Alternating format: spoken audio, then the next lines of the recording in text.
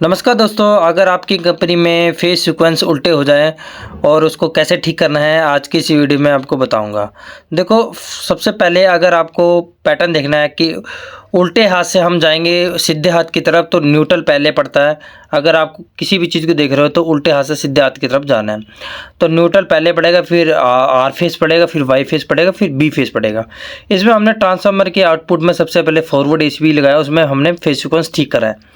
फिर हमने ट्रांसफार्मर के आउटपुट में इसमें क्या करा है, न्यूट्रल पहले लगाया, फिर इसमें आर फेस लगाया, फिर इसमें वाई फेस लगाया, फिर इसमें बी फेस लगाया। पर इसमें वाई फेस क्या करा, हमने चेंज कर दिए, पैटर्न चेंज कर दिए रिवर्स वाले इसमें इसमें क्या करा है, वाई फेस हमने बाद में लगाया, पहले बी फेस लगा दिया इनपुट में।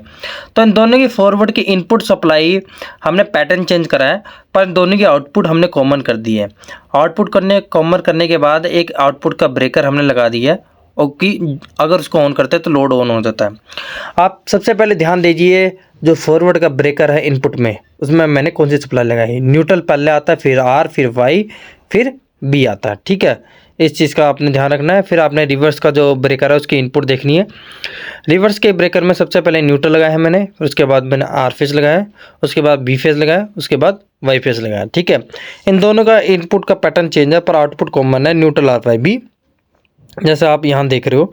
उसके बाद मैंने यहाँ पर देखा है न्यूट्रल आर वाई बी। ठीक है, तो ये पैटर्न आउटपुट का सेम है, पर आपने ध्यान देना है जो रिवर्स वाले की इनपुट की। ठीक है, इनपुट आपकी रिवर्स में यहाँ आप देख रहे हो, न्यूट्रल पहले आता है, फिर आर फेस आता है, फिर बी, फिर वाई।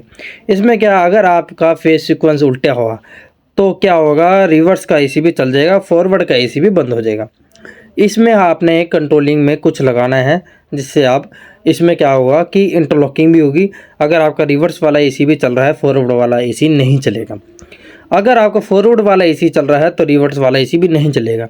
ठीक है, तो इसमें आप मैनुअल इंटरलॉकिंग भी कर सकते हो की सिस्टम के साथ। अगर की सिस्टम नहीं करना तो आपको इलेक्ट्रिकली ऑटोमेशन कराना पड़ेगा इन दोनों के बीच में, कि अगर फेस सीक्वेंस चेंज हो तो रिवर्स वाला एसी भी ब्रेकर ठीक ऑन हो जाए, अगर फेस सीक्वेंस वापस ठीक हो गए तो फॉरवर्ड वाला एसी भी ऑन हो जाए। ठीक है, इससे क्या होगा, आपका इंस्ट्रूमेंट कंटिन्यूस चलता रहेगा, आपको डीजे चलाने की ज़रूरत नहीं है। ठीक है, तो इसमें आपको और ध्यान से बताना चाहता हूँ, जैसे आपका ट्रांसफार्मर है, ट्रांसफार्मर के बाद जो इनपुट सप्लाई हो रही है, पहले तो 11 के भी आते हैं, 11,000 वोल्ट। उसकी जो आउटपुट होती है वो 440 वोल्टेज आती है।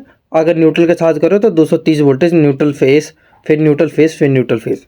ठीक है, ये आपके ट्रांसफार्मर के आउटपुट में लगा जाता है एसीबी में। ठीक है, आपने इस बात का ध्यान रखना है कि अगर फेस सीक्वेंस अगर उल्टे होता है तो दो जगह से हम चेंज कर सकते हैं, एलटी साइड और एसटी साइड। अगर आपको एसटी साइड चेंज करना है ट्रांसफार्मर के इनपुट में, तो आपका एक इस बात का ध्यान रखना, जो वीसीबी से ट्रांसफार्मर में इनकमिंग जाती है, वीसीबी की जो आउटगोइंग होगी ट्रांसफार्मर के इनपुट होती है। ठीक है, ध्यान रखना। तो न्यूट्रल, इसमें न्यूट्रल नहीं होता, क्योंकि जो ट्रांसफार्मर की इनपुट सप्लाई है उसमें जो वाइंडिंग होती है वो हमारी डेल्टा कनेक्शन रहती है। 11,000 वोल्टेज में आपने ध्यान रखना, अगर आप 11,000 वोल्टेज में फेस सीक्वेंस ठीक कर रहे हो तो इस बात का ध्यान रखना कि इसमें जो आपका आर वाई बी फेस है, इसमें आपको पहले वीसीबी बंद करना है, फिर इसको अर्थ करना है, फिर आप इसको में फेस सीक्वेंस ठीक कर सकते हो।